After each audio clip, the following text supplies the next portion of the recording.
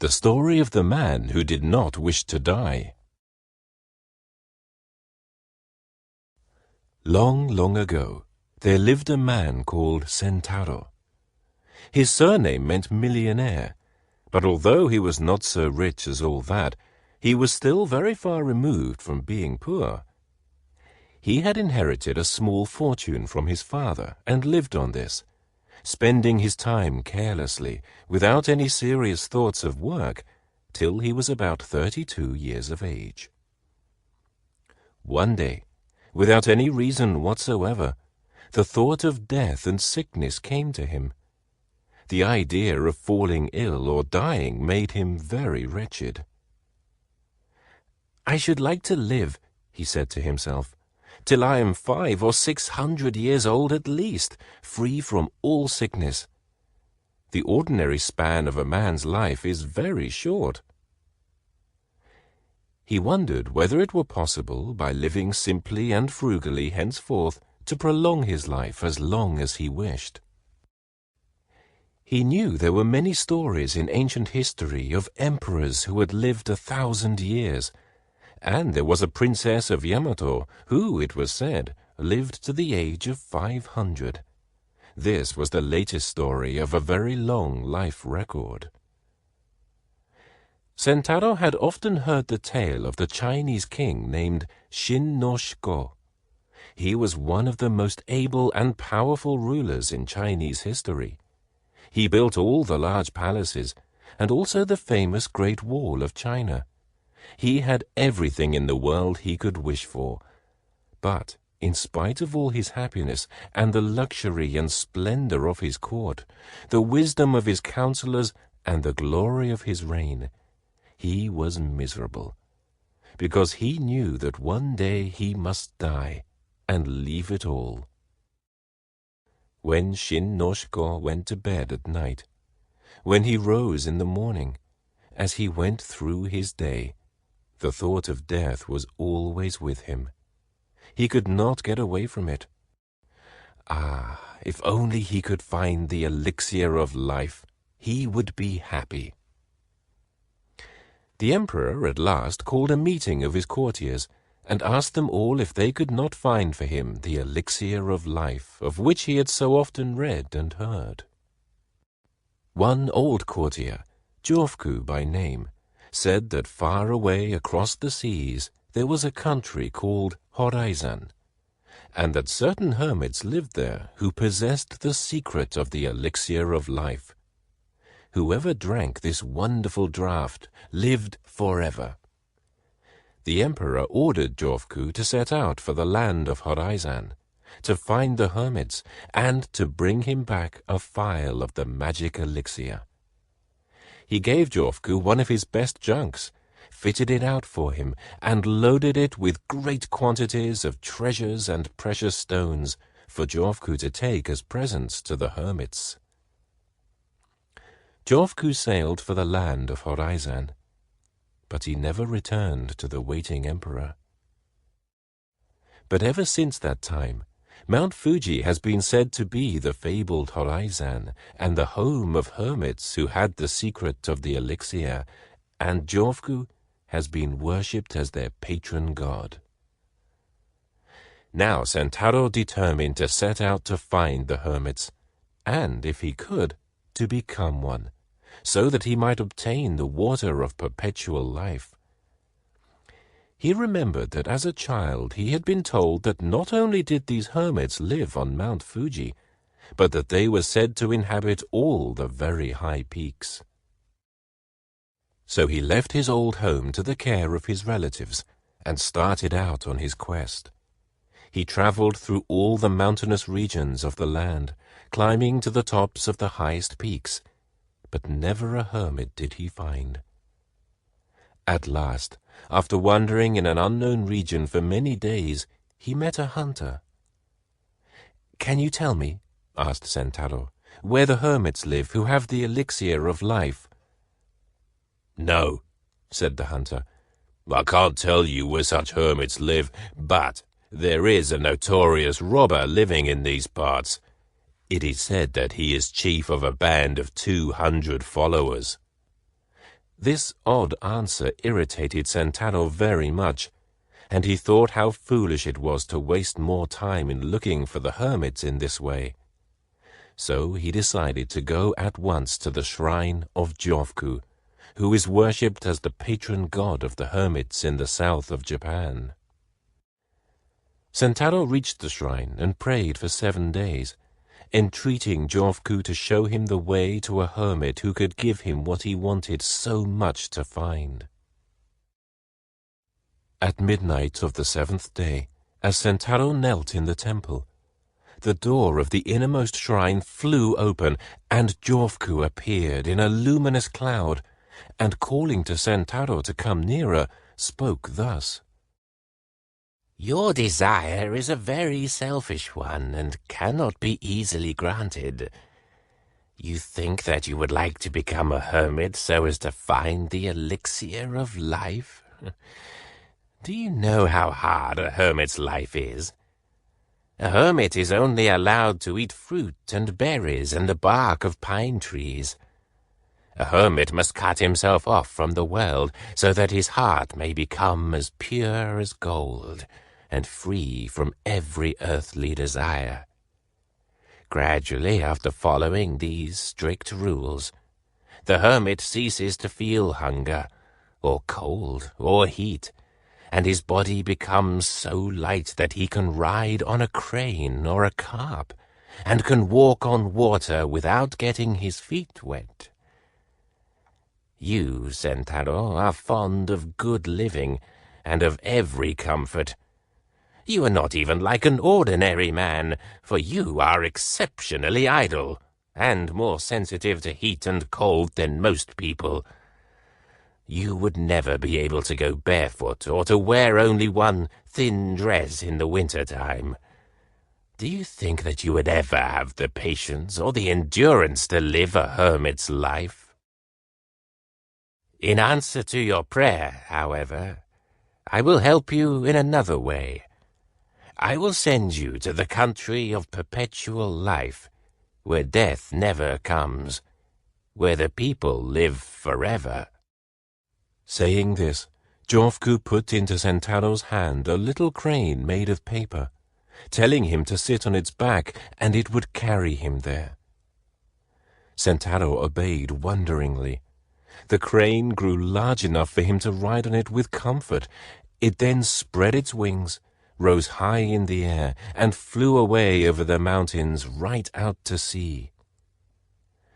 Centaro was at first quite frightened, but by degrees he grew accustomed to the swift flight through the air. On and on they went for thousands of miles. The bird never stopped for rest or food, but as it was a paper bird, it doubtless did not require any nourishment. And, strange to say, neither did Centaro. After several days, they'd reached an island. The crane flew some distance inland and then alighted. As soon as Centaro got down from the bird's back, the crane folded up of its own accord and flew into his pocket. Now Centaro began to look about him wonderingly, curious to see what the country of perpetual life was like. He walked first round about the country, and then through the town. Everything was, of course, quite strange and different from his own land, but both the land and the people seemed prosperous, so he decided that it would be good for him to stay there, and took up lodgings at one of the hotels. The proprietor was a kind man, and when Centaro told him that he was a stranger and had come to live there, he promised to arrange everything that was necessary with the governor of the city concerning Centaro's sojourn there. He even found a house for his guest, and in this way Centaro obtained his great wish and became a resident in the country of perpetual life. Within the memory of all the islanders, no man had ever died there, and sickness was a thing unknown. Priests had come over from India and China and told them of a beautiful country called Paradise, where happiness and bliss and contentment fill all men's hearts. but its gates could only be reached by dying. This tradition was handed down for ages from generation to generation, but none knew exactly what death was, except that it led to paradise. Quite unlike Centaro and other ordinary people, instead of having a great dread of death, they all, both rich and poor, longed for it as something good and desirable. They were all tired of their long, long lives, and longed to go to the happy land of contentment called paradise, of which the priests had told them centuries ago. All this Centaro soon found out by talking to the islanders. He found himself, according to his ideas, in the land of topsy-turvydom. Everything was upside down. He had wished to escape from dying. He had come to the island of perpetual life with great relief and joy, only to find that the inhabitants themselves, doomed never to die, would consider it bliss to find death. What he had hitherto considered poison, these people ate as good food, and all the things to which he had been accustomed as food they rejected. Whenever any merchants from other countries arrived, the rich people rushed to them eager to buy poisons. These they swallowed eagerly, hoping for death to come so that they might go to paradise. But what were deadly poisons in other lands were without effect in this strange place, and people who swallowed them with the hope of dying only found that in a short time they felt better in health instead of worse. Vainly they tried to imagine what death could be like. The wealthy would have given all their money and all their goods if they could but shorten their lives to 200 or 300 years even. Without any change, to live on forever seemed to this people wearisome and sad.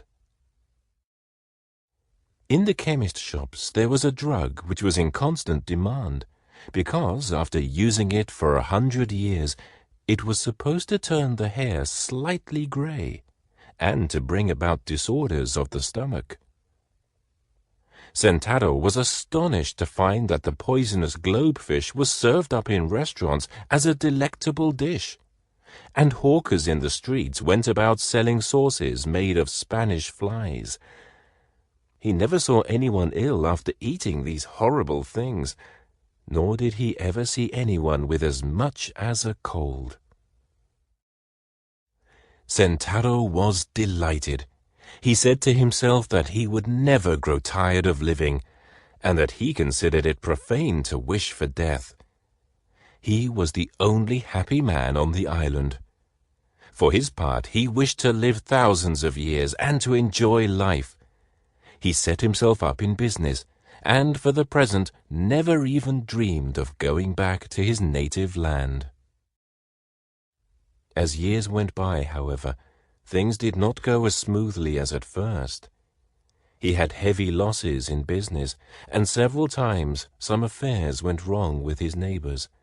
This caused him great annoyance. Time passed like the flight of an arrow for him, for he was busy from morning till night. 300 years went by in this monotonous way, and then, at last, he began to grow tired of life in this country, and he longed to see his own land and his old home. However long he lived here, life would always be the game. So was it not foolish and wearisome to stay on here forever? Centaro, in his wish to escape from the country of perpetual life, recollected Jovku, who had helped him before when he was wishing to escape from death, and he prayed to the saint to bring him back to his own land again. No sooner did he pray than the paper crane popped out of his pocket. Centaro was amazed to see that it had remained undamaged after all these years. Once more the bird grew and grew till it was large enough for him to mount it. As he did so, the bird spread its wings and flew swiftly out across the sea in the direction of Japan. Such was the willfulness of the man's nature that he looked back and regretted all that he had left behind. He tried to stop the bird in vain. The crane held on its way for thousands of miles across the ocean. Then a storm came on, and the wonderful paper crane got damp, crumpled up, and fell into the sea. Centaro fell with it. Very much frightened at the thought of being drowned, he cried out loudly to Jofuku to save him. He looked round, but there was no ship in sight. He swallowed a quantity of sea-water, which only increased his miserable plight. While he was thus struggling to keep himself afloat, he saw a monstrous shark swimming towards him. As it came nearer, it opened its huge mouth ready to devour him. Centaro was all but paralyzed with fear now that he felt his end so near, and screamed out as loudly as ever he could to Jofuku to come and rescue him. Lo and behold, Centaro was awakened by his own screams, to find that during his long prayer he had fallen asleep before the shrine, and that all his extraordinary and frightful adventures had been only a wild dream. He was in a cold perspiration with fright, and utterly bewildered. Suddenly, a bright light came towards him, and in the light stood a messenger.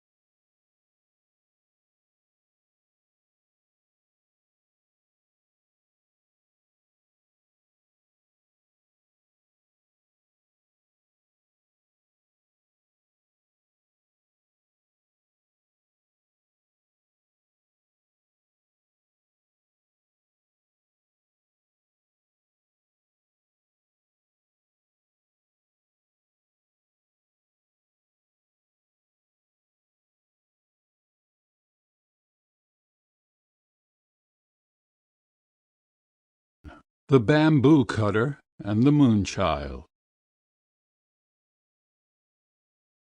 Long, long ago there lived an old bamboo woodcutter. He was very poor and sad also, for no child had heaven sent to cheer his old age, and in his heart there was no hope of rest from work till he died and was laid in the quiet grave. Every morning he went forth into the woods and hills wherever the bamboo reared its light green plumes against the sky. When he had made his choice, he would cut down these feathers of the forest, and splitting them lengthwise or cutting them into joints, he would carry the bamboo wood home, and make it into various articles for the household, and he and his old wife gained a small livelihood by selling them. One morning, as usual, he had gone out to his work, and having found a nice clump of bamboos, he set to work to cut some of them down. Suddenly the green grove of bamboos was flooded with a bright soft light, as if the full moon had risen over the spot. Looking round in astonishment, he saw that the brilliance was streaming from one bamboo. The old man, full of wonder, dropped his axe and went towards the light. On nearer approach he saw that this soft splendor came from a hollow in the green bamboo stem. And still more wonderful to behold, in the midst of the brilliance stood a tiny human being, only 3 inches in height, and exquisitely beautiful in appearance. "You must be sent to be my child, for I find you here among the bamboos where lies my daily work," said the old man, and taking up the little creature in his hand, he took it home to his wife to bring up. The tiny girl was so exceedingly beautiful and so small that the old woman put her into a basket to safeguard her from the least possibility of being hurt in any way. The old couple were now very happy, for it had been a lifelong regret that they had no children of their own, and with joy they now expended all the love of their old age on the little child who had come to them in so marvelous a manner. From this time on the old man often found gold in the notches of the bamboos where he hewn them down and cut them up. Not only gold, but precious stones also, so that by degrees he became rich. He built himself a fine house, and was no longer known as the poor bamboo cutter, but as a wealthy man. 3 months passed quickly away, and in that time the bamboo child had, wonderful to say, become a full-grown girl. So her foster parents did up her hair and dressed her in beautiful kimonos. She was of such wondrous beauty that they had placed her behind the screens like a princess, and allowed no one to see her, waiting upon her themselves. It seemed as if she were made of light, for the house was filled with a soft shining, so that even in the dark of night it was like daytime. Her presence seemed to have a benign influence on those there. Whenever the old man felt sad, he had only to look upon his foster daughter, and his sorrow vanished, and he became as happy as when he was a youth. At last the day came for the naming of the new-found child, so the old couple called the celebrated name-giver, and he gave her the name of Princess Moonlight, because her body gave forth so much soft bright light that she might have been a daughter of the moon god. For 3 days the festival was kept up with song and dance and music. All the friends and relations of the old couple were present, and great was their enjoyment of the festivities held to celebrate the naming of Princess Moonlight. Everyone who saw her declared that there never had been seen anyone so lovely. All the beauties throughout the length and breadth of the land would grow pale beside her, so they said. The fame of the princess's loveliness spread far and wide, and many were the suitors who desired to win her hand, or even so much as to see her. Suitors from far and near posted themselves outside the house, and made little holes in the fence, in hope of catching a glimpse of the princess as she went from one room to the other along the veranda. They stayed there day and night, sacrificing even their sleep for a chance of seeing her, but all in vain. Then they approached the house and tried to speak to the old man and his wife or some of the servants, but not even this was granted them. Still, in spite of all this disappointment, they stayed on day after day and night after night, and counted it as nothing, so great was their desire to see the Princess. At last, however, most of the men, seeing how hopeless their quest was, lost heart and hope both, and returned to their homes. All except 5 knights, whose ardor and determination, instead of waning, seemed to wax greater with obstacles. These 5 men even went without their meals, and took snatches of whatever they could get brought to them, so that they might always stand outside the dwelling. They stood there in all weathers, in sunshine and rain. Sometimes they wrote letters to the Princess, but no answer was vouchsafed to them.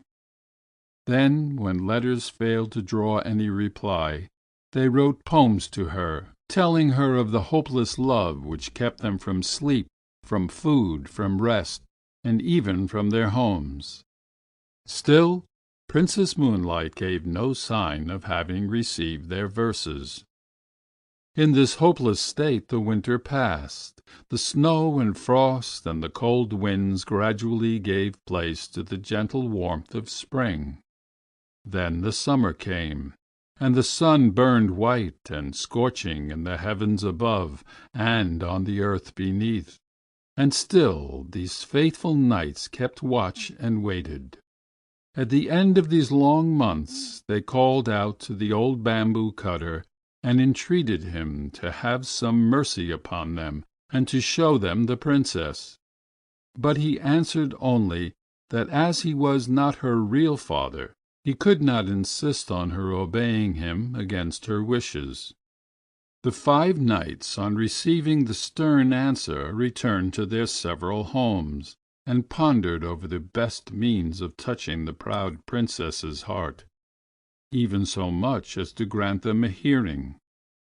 They took their rosaries in hand and knelt before their household shrines, and burned precious incense, praying to Buddha to give them their heart's desire.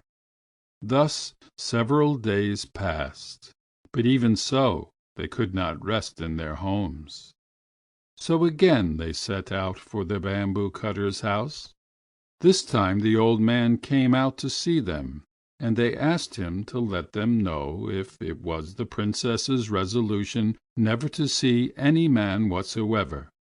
And they implored him to speak for them and to tell her the greatness of their love, and how long they had waited through the cold of winter and the heat of summer, sleepless and roofless through all weathers, without food and without rest, in the ardent hope of winning her. And they were willing to consider this long vigil as pleasure if she would but give them one chance of pleading their cause with her. The old man lent a willing ear to their tale of love, for in his inmost heart he felt sorry for these faithful suitors, and would have liked to see his foster-daughter married to one of them. So he went in to Princess Moonlight and said reverently, "Although you have always seemed to me to be a heavenly being, yet I have had the trouble of bringing you up as my own child, and you have been glad of the protection of my roof. Will you refuse to do as I wish?" Then Princess Moonlight replied that there was nothing she would not do for him, that she honored and loved him as her own father, and that as for herself, she could not remember the time before she came to earth. The old man listened with great joy as she spoke these dutiful words. Then he told her how anxious he was to see her safely and happily married before he died. "I am an old man, over 70 years of age, and my end may come any time now. It is necessary and right that you should see these 5 suitors and choose one of them." "Oh, why," said the Princess in distress, "must I do this? I have no wish to marry now." "I found you," answered the old man, "many years ago, when you were a little creature 3 inches high. in the midst of a great white light. The light streamed from the bamboo in which you were hid, and led me to you. So I have always thought that you were more than mortal woman. While I am alive, it is right for you to remain as you are, if you wish to do so. But some day I shall cease to be, and who will take care of you then? Therefore I pray you meet these 5 brave men one at a time, and make up your mind to marry one of them." Then the Princess answered that she felt sure that she was not as beautiful as perhaps report made her out to be, and that even if she consented to marry any one of them, not really knowing her before, his heart might change afterwards. So as she did not feel sure of them, even though her father told her they were worthy knights, she did not feel it wise to see them. "All you said is very reasonable," said the old man. "But what kind of men will you consent to see? I do not call these 5 men who have waited on you for months light-hearted. They have stood outside the house through the winter and the summer, often denying themselves food and sleep so that they may win you. What more can you demand?" Then Princess Moonlight said she must make further trial of their love before she would grant their request to interview her. The 5 warriors were to prove their love by each bringing her from distant countries something that she desired to possess. That same evening the suitors arrived and began to play their flutes in turn, and to sing their self-composed songs telling of their great and tireless love. The bamboo cutter went out to them and offered them his sympathy for all they had endured, and all the patience they had shown in their desire to win his foster daughter. Then he gave them her message, that she would consent to marry whomsoever was successful in bringing her what she wanted. This was to test them. The 5 all accepted the trial, and thought it an excellent plan, for it would prevent jealousy between them. Princess Moonlight then sent word to the first knight, that she requested him to bring her the stone bowl, which had belonged to Buddha in India. The second knight was asked to go to the mountain of Horai, said to be situated in the Eastern Sea, and to bring her a branch of the wonderful tree that grew on its summit. The roots of this tree were of silver, the trunk of gold, and the branches bore as fruit white jewels. The third knight was told to go to China and search for the fire rat, and to bring her its skin.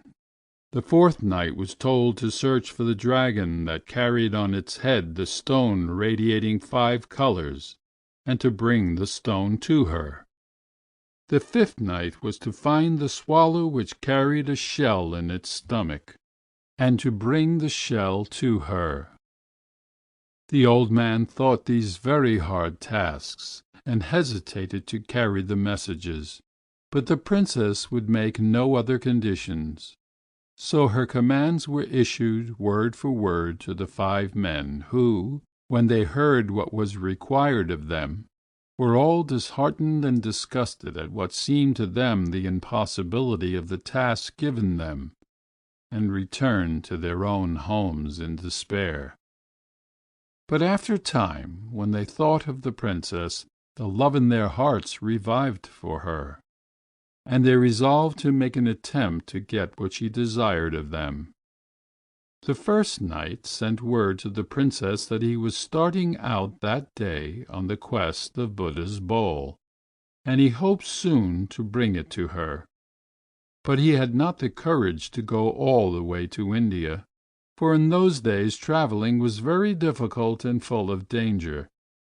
So he went to one of the temples in Kyoto, and took a stone bowl from the altar there, paying the priest a large sum of money for it.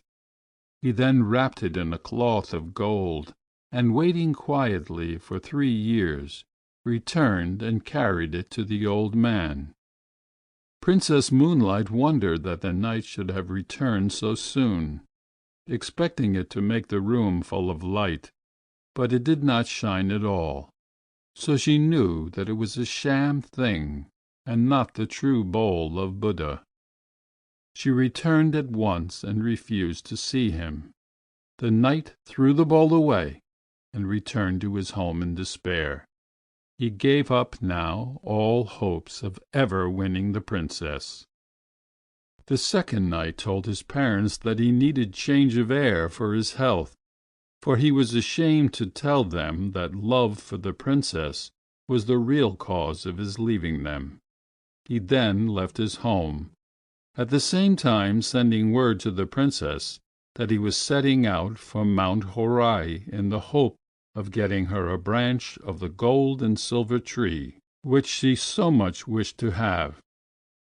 He only allowed his servants to accompany him half-way, and then sent them back.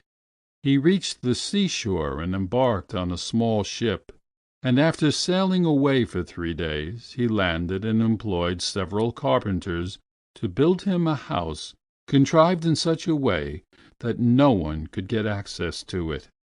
He then shut himself up with 6 skilled jewelers, and endeavored to make such a gold and silver branch as he thought would satisfy the princess as having come from the wonderful tree growing on Mount Horai.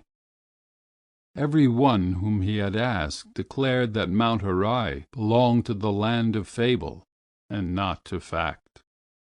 When the branch was finished, he took his journey home and tried to make himself look as if he were wearied and worn out with travel. He put the jeweled branch into a lacquered box and carried it to the bamboo cutter, begging him to present it to the princess. The old man was quite deceived by the travel-stained appearance of the knight, and thought that he had only just returned from his long journey with the branch. So he tried to persuade the princess to consent to see the man, but she remained silent and looked very sad. The old man began to take out the branch and praised it as a wonderful treasure to be found nowhere in the whole land. Then he spoke of the knight, how handsome and how brave he was to have undertaken a journey to so remote a place as the Mount of Horai. Princess Moonlight took the branch in her hand and looked at it carefully. She then told her foster parent that she knew it was impossible for the man to have obtained a branch from the gold and silver tree growing on Mount Horai so quickly or so easily, and she was sorry to say she believed it artificial. The old man then went out to the expectant knight, who had now approached the house, and asked where he found the branch. Then the man did not scruple to make up a long story. 2 years ago I took a ship and started in search of Mount Horai. After going before the wind for some time, I reached the far eastern sea. Then a great storm arose, and I was tossed about for many days, losing all count of the points of the compass, and finally we were blown ashore on an unknown island. Here I found the place inhabited by demons, who at one time threatened to kill and eat me.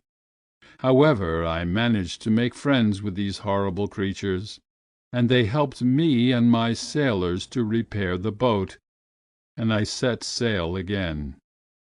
Our food gave out, and we suffered much from sickness on board. At last, on the 500th day from the day of starting, I saw far off in the horizon what looked like the peak of a mountain. On nearer approach, this proved to be an island, in the center of which rose a high mountain. I landed, and after wandering about for 2 or 3 days, I saw a shining being coming towards me on the beach, holding in his hands a golden bowl. I went up to him and asked him if I had by good chance found the island of Mount Horai, and he answered, Yes, this is Mount Horai. With much difficulty I climbed to the summit. Here stood the golden tree growing with silver roots in the ground. The wonders of that strange land were many, and if I began to tell you about them I could never stop. In spite of my wish to stay there long, on breaking off the branch I hurried back. With utmost speed it has taken me 400 days to get back. And as you see, my clothes are still damp from exposure on the long sea voyage. I have not even waited to change my raiment, so anxious was I to bring the branch to the Princess quickly. Just at this moment the 6 jewelers who had been employed on the making of the branch, but not yet paid by the knight, arrived at the house, and sent in a petition to the Princess to be paid for their labor. They said that they had worked for over 1,000 days making the branch of gold, with its silver twigs and its jeweled fruit.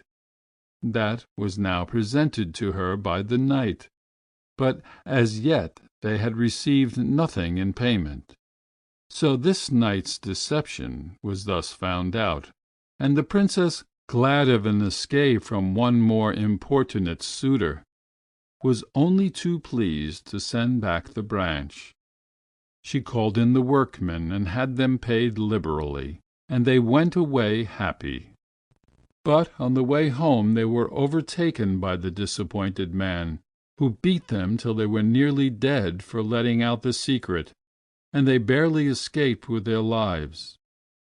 The knight then returned home, raging in his heart, and in despair of ever winning the Princess, gave up society and retired to a solitary life among the mountains. Now the third knight had a friend in China, so he wrote to him to get the skin of the fire rat. The virtue of any part of this animal was that no fire could harm it. He promised his friend any amount of money he liked to ask if only he could get him the desired article. As soon as the news came that the ship on which his friend sailed home had come into port, he rode 7 days on horseback to meet him. He handed his friend a large sum of money and received the fire rat's skin. When he reached home he put it carefully in a box and sent it in to the Princess while he waited outside for her answer. The bamboo cutter took the box from the knight, and as usual carried it to her and tried to coax her to see the knight at once. But Princess Moonlight refused, saying that she must first put the skin to test by putting it into the fire. If it were the real thing, it would not burn. So she took off the crepe wrapper and opened the box, and then threw the skin into the fire. The skin crackled and burnt up at once, and the Princess knew that this man also had not fulfilled his word. So the third night failed also. Now the fourth night was no more enterprising than the rest. Instead of starting out on the quest of the dragon bearing on its head the 5-color radiant jewel, he called all of his servants together and gave them the order to seek for it far and wide in Japan and China, and he strictly forbade any of them to return till they had found it. His numerous retainers and servants started out in different directions, with no intention, however, of obeying what they considered an impossible order. They simply took a holiday, went to pleasant country places together, and grumbled at their master's unreasonableness. The knight, meanwhile, thinking that his retainers could not fail to find the jewel, repaired to his house and fitted it up beautifully.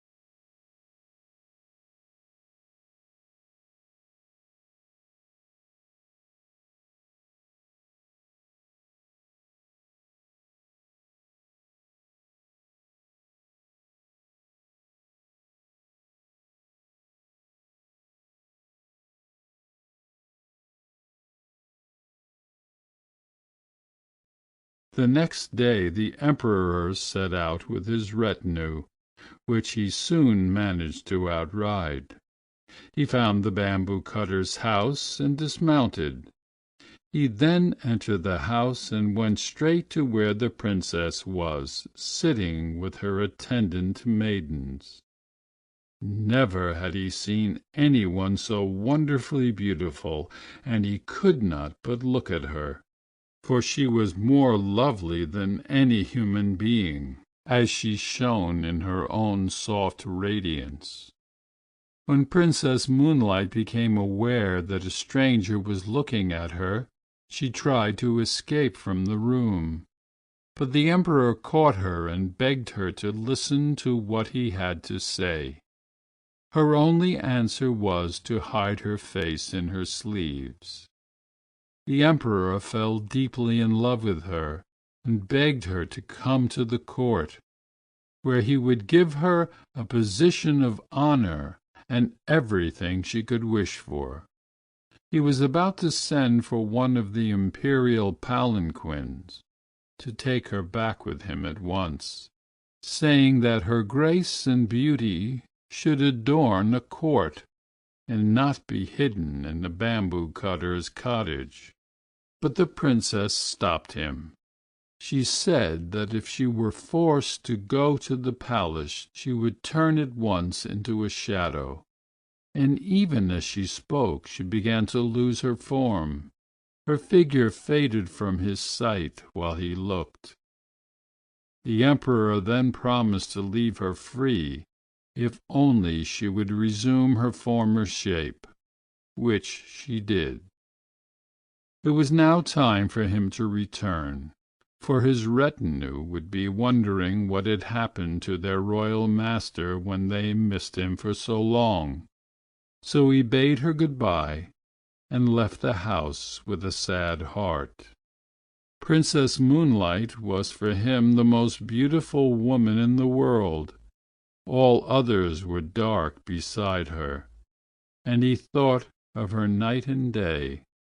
His Majesty now spent much of his time in writing poems, telling her of his love and devotion, and sent them to her. And though she refused to see him again, she answered with many verses of her own composing, which told him gently and kindly that she could never marry anyone on this earth. These little songs always gave him pleasure. At this time her foster parents noticed that night after night the Princess would sit on her balcony and gaze for hours at the moon, in a spirit of the deepest dejection, ending always in a burst of tears. One night the old man found her thus weeping, as if her heart were broken, and he besought her to tell him the reason of her sorrow.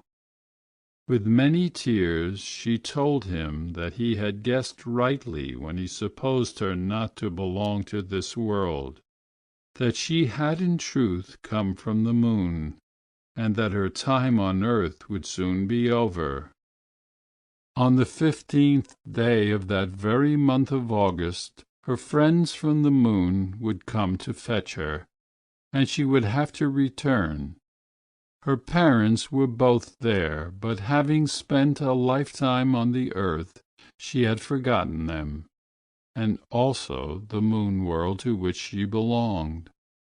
It made her weep, she said, to think of leaving her kind foster parents, and the home where she had been happy for so long.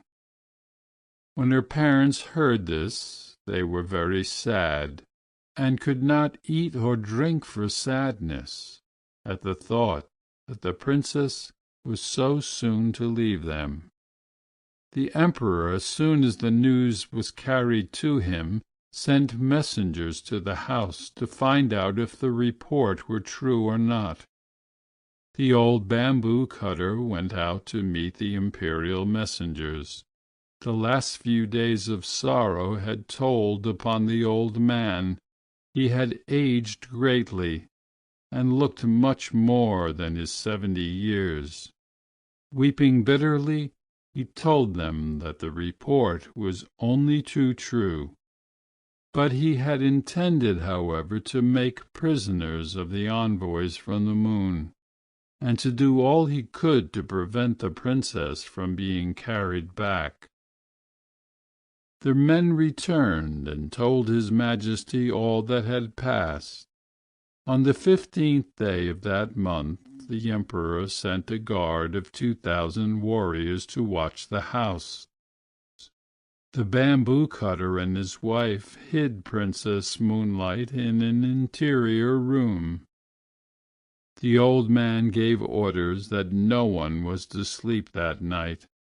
All in the house were to keep a strict watch, and be ready to protect the princess. With these precautions, and the help of the Emperor's men-at-arms, he hoped to withstand the moon messengers. But the princess told him that all these measures to keep her would be useless, and that when her people came for her, nothing whatever could prevent them from carrying out their purpose. Even the Emperor's men would be powerless. Then she added with tears that she was very, very sorry to leave him and his wife, whom she had learned to love as her parents, that if she could do as she liked, she would stay with them in their old age, and try to make some return of all the love and kindness they had showered upon her during all her earthly life. The night wore on. The yellow harvest moon rose high in the heavens, flooding the world asleep with her golden light. Silence reigned over the pine and the bamboo forests, and on the roof where the 1,000 men-at-arms waited. Then the night grew gray towards the dawn, and all hoped that the danger was over, that Princess Moonlight would not have to leave them after all. Then suddenly the watchers saw a cloud form round the moon, and while they looked, this cloud began to roll earthward. Nearer and nearer it came, and every one saw with dismay that its course lay towards the house. In a short time the sky was entirely obscured, till at last the cloud lay over the dwelling only 10 feet off the ground. In the midst of the cloud there stood a flying chariot, and in the chariot a band of luminous beings. One amongst them, who had looked like a king and appeared to be the chief, stepped out of the chariot and, pointed in air, called to the old man to come out. "The time has come," he said, "for Princess Moonlight to return to the moon from whence she came. She committed a grave fault, and as a punishment was sent to live down here for a time. We know what good care you have taken of the princess, and we have rewarded you for this, and have sent you wealth and prosperity. We put the gold in the bamboo for you to find. I have brought up this princess for 20 years, and never once has she done a wrong thing. Therefore the lady you are seeking cannot be this one," said the old man. "I pray you to look elsewhere." Then the messenger called aloud, saying, "Princess Moonlight, come out from this lowly dwelling. Rest not here another moment."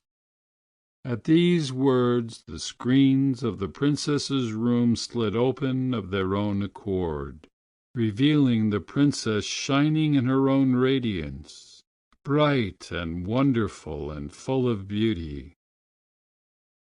The messenger led her forth and placed her in the chariot. She looked back and saw with pity the deep sorrow of the old man.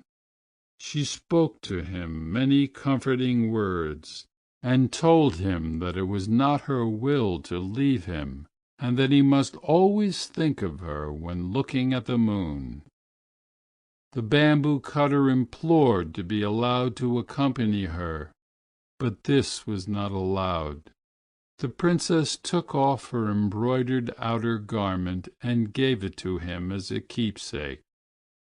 One of the moon beings in the chariot held a wonderful coat of wings. Another had a vial full of the elixir of life, which was given to the princess to drink. She swallowed a little, and was about to give the rest to the old man, but she was prevented from doing so. The robe of wings was about to be put upon her shoulders, but she said, "Wait a minute. I must not forget my good friend the Emperor. I must write him once more to say good-bye, while still in this human form." In spite of the impatience of the messengers and the charioteers, she kept them waiting while she wrote. She placed the vial of the elixir of life with the letter, and giving them to the old man, she asked him to deliver them to the Emperor. Then the chariot began to roll heavenwards towards the moon, and as they all gazed with tearful eyes at the receding princess, the dawn broke, and in the rosy light of day the moon chariot and all in it were lost amongst the fleecy clouds that were now wafted across the sky on the wings of the morning wind. Princess Moonlight's letter was carried to the palace. His Majesty was afraid to touch the elixir of life, so he sent it with the letter to the top of the most sacred mountain in the land, Mount Fuji, and there the royal emissaries burnt it on the summit at sunrise. So to this day people say that there is smoke to be seen rising from the top of Mount Fuji to the clouds.